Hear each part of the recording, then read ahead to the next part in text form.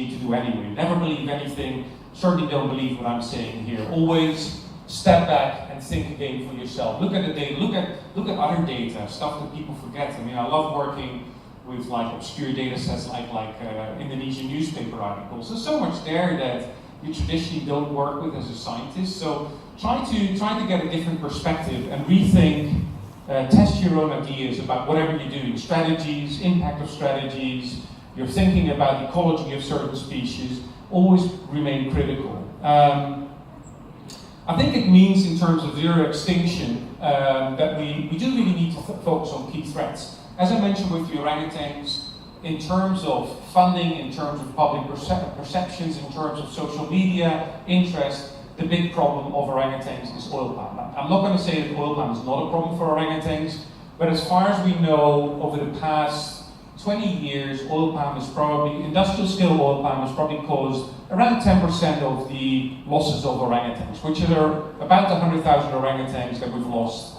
in that period on Borneo. The rest needs to be filled in. Hunting plays a major role. Deforestation for smallholders plays a major role. Any of these other factors, no one in Indonesia at the moment, I must say almost no one, works on hunting. Hunting is not cool, the government doesn't want to address it, there is near zero law enforcement, the NGOs don't want to go there. Several of the large NGOs, when we came out with our study, said, forget it, we're not going to touch it. It's awkward because it points the finger at a non-traditional enemy. It points the finger at people that eat orangutans, indigenous communities and so on, and no one wants to point that finger. And it's not about pointing fingers, but it's about thinking if these groups have a role in the extinction of orangutans, there is no question that we have to address that through these groups. How you do it is a different question. So at the moment I'm starting anthropological research because I know nothing about how people function, to even start understanding why people are killing orangutans. We know some of the drivers, we know some of the reasons why people kill orangutans, but deep down, why is this happening? So we're starting anthropological research to inform strategies. Now, so focus on your key threats. In the case of orangutan, that would be hunting and killing, and rethink what that means in terms of your conservation strategies. I'm saying here, sort of tongue-in-cheek in the final 2 points, I don't think tigers are necessarily threatened by deforestation. Tigers are one of these species that are really quite simple. They need cover, they need water, they need prey. This I can offer them in lots of different landscapes. What the tough part, of course, for tigers is the security. I mean, tigers are poached heavily, and it's much better demonstrated for tigers than it is for orangutans. But maybe another idea is, I'm totally convinced that we could have urban orangutans. Now, whether we want to go there is a different question, but in terms of the ecology, to have an orangutan sitting in your urban backyard, I don't think there's any problem at all, like we have urban foxes and urban coyotes and everything else. We don't think about it, we don't want to think about it, but I think in terms of the ecology and in terms of the conservation strategies that we're going to apply to species like that, I think we need to keep that in mind. Orangutans are going to live, if they're going to live, in this matrix that is heavily influenced by, this landscape matrix that is heavily influenced by people. Somehow we need to accept that orangutans and people are going to rub shoulders. That's where the solutions to orangutan conservation are going to lie. I don't know whether any of this makes sense or is coherent. I'll try to wrap it up a little bit. I think all nature is influenced by people. I don't like this dichotomies that people love to work with: nature versus people, pure versus impure, pristine versus disturbed, good versus evil even. I mean, the world doesn't work like that. The world doesn't work in black and white. It's good for fundraising, it's good for getting stories in the media, but I think by and large, the world is much more complex. And because conservation questions are so incredibly complex, there's a great quote from, his name escapes me now, an American commentator, that for every complex problem there is a simple answer that is concise, short, and always wrong. And I think that captures it. Whenever people come up with the silver bullet solution to a conservation problem, I think they're getting it wrong. Everyone is on the bandwagon of working with indigenous people, and I think in terms of the ethics and in terms of the rights, that's totally right. It's not going to be a silver bullet to solving the world's conservation problem. So I deal a lot with orangutan rehabilitation. I have a fundamental problem with orangutan rehabilitation, and I know there's a lot of zoo people here, so there's a lot of people that might think differently, but I think it's causing fundamental problems in orangutan conservation in Indonesia at the moment. Something we really need to start thinking about. I know it's popular, I know it tugs on heartstrings, I know it does great in media, but I think it also poses fundamental problems that we need to think about. So silver bullets are not going to work. So we need to rethink, step back from our current approaches, question what we're doing, question our strategies, question our thinking, question our science, and stay critical. I mean, one of the problems with conservation is that in terms of conservation organization, we're actually quite successful. I was trying to think of one single conservation organization that went bankrupt. That's just run out of money. I couldn't think of one. I mean, we're all doing quite well. I was studying some of the budgets of some of the conservation organizations I deal with. If they were businesses, they would be very successful businesses. So, of course, there's a general complaint that there's never enough money, but as a community, financially, we're doing really quite well. Part of that brings with it a lack of self-critique. And everyone talks about monitoring and evaluation, and I'm doing a lot of work on that. But to be honest, very few take it seriously and take a really hard look at how resources are spent, on which strategies, whether those strategies are cost-effective or not. And I think we need to take that much more seriously, because clearly if you look at the trends in species, and if we want to achieve zero extinction, that critique and self-criticism needs to be raised by several orders of magnitude. We need to be responsible and transparent about what we're doing. We need to be able to defend how we spend our resources, how we spend our efforts. And we as a community, we're not good enough in doing that. So my hope is that in Asia, where certainly the challenges are not going to get any less, with more people having greater demands on more land, but also a lot of dynamism, a lot of people that want to change things, a lot of people, I mentioned technological change, some of the leading universities in the world are now based in Asia, Singapore example, Japan, Korea, China strongly coming up. So I think there's a lot of opportunities, a lot of dynamism that as a conservation community we need to start tapping into. And with that, I made it to 10 slides, I think, so I think I'll stop here. Thank you very much.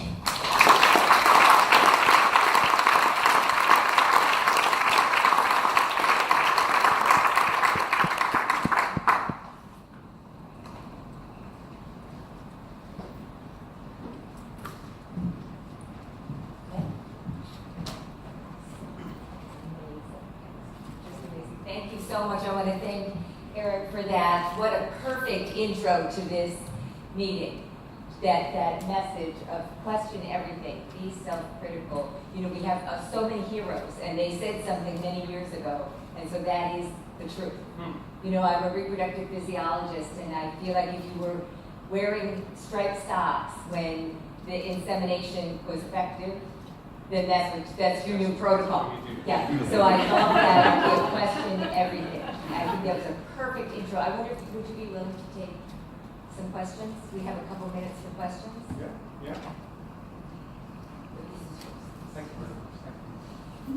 Go ahead, Carl. Shoot. No, hi Erik, good morning. It's just a simple question. The Anthropocene is basically a big picture scenario. And I wonder sometimes, within our group here, we focus very much on the species, a specific species. When we develop PHVA or other conservation plans, we never look at the human factor per se, apart from how we ask people to manage it, species. But if you just go back 100 years, we had 7 million Javanese, we had maybe 1 million on Borneo, we had 200 million Chinese, 100 million Europeans. And none of us would probably be here today if it was still like that. But none of our plans actually include population or human population restraint. Do you think it's something within this group that we should start to focus on as well, to try to include that many people, like we saw on your first maps, global maps, many people, it's actually not an economic asset, it's an economic and a conservation liability. So how do you think we would sort of be able to integrate this? Not quite sure whether I get your question right, but it's about the growing population and the challenges it poses? Yes, how are we going to deal with all these things? Well, I mean, let me go back to my Europe story. What I find quite disconcerting, so I spent my holidays in the Italian Alps, so I didn't see the rabbits and the hares and so on, so I thought, what's going on? I saw some birds, we saw some marmots.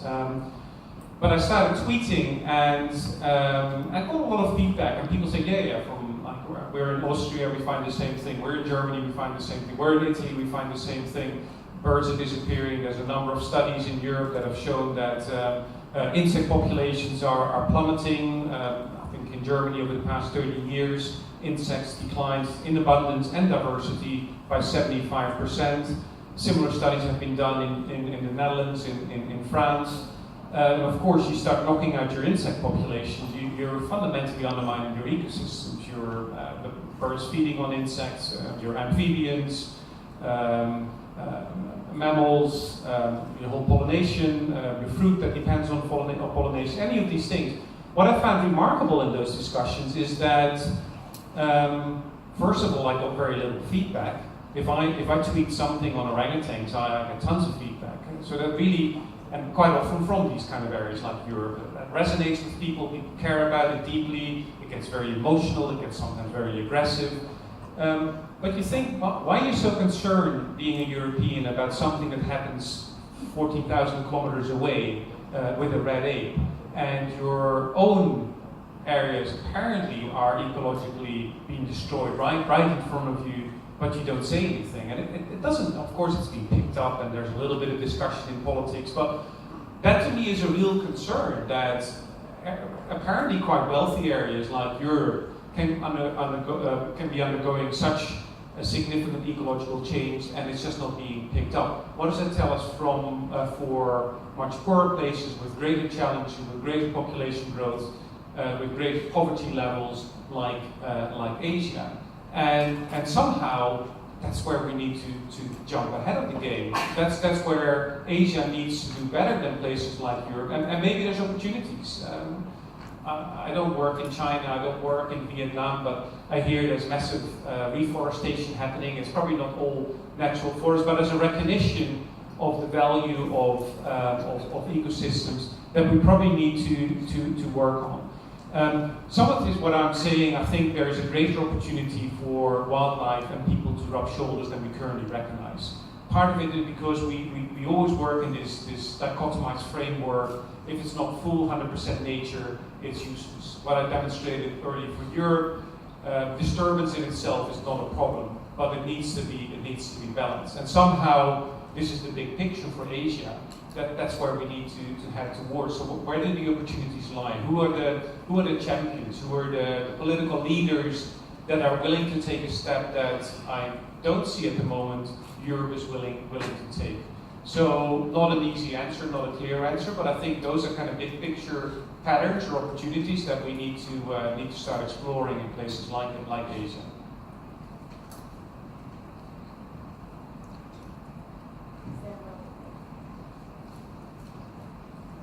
Hi, I really enjoyed your talk and I thought it was very enlightening as well as very provocative in some of the from our experience in India. I also believe, I've worked on hunting issues in the northeast, in Arunachal, and in other parts of India where there's more tolerance for wildlife and there's a lot of coexistence. We have urban leopards and a lot of urban biodiversity.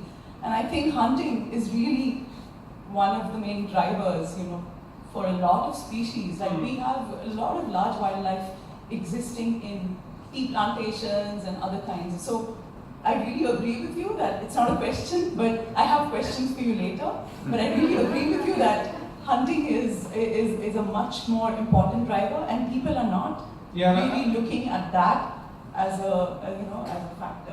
And I think, building on that, because I haven't spent much time in India, but I've been seriously impressed with the management of some of the parks there. I think we need to start exploring why things are societally working better in certain places, certain parts of Asia than in other places. What is that? Is that a religious thing? Is that a political thing? Is that a social welfare thing? Is this an ethnic thing? I mean, I just don't know. I just see the big differences. I have spent virtually, I've never been to South America. I've spent my entire life 2 nights in Africa.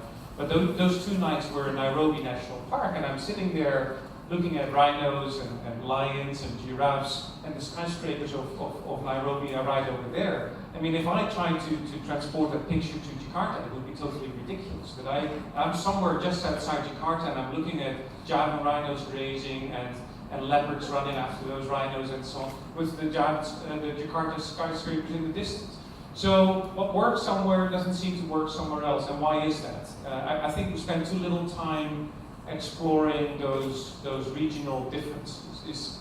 Is that something that comes to people naturally because they are just different people from different backgrounds? Or is that something that's being generated over time through communication, education, political change, political mindsets?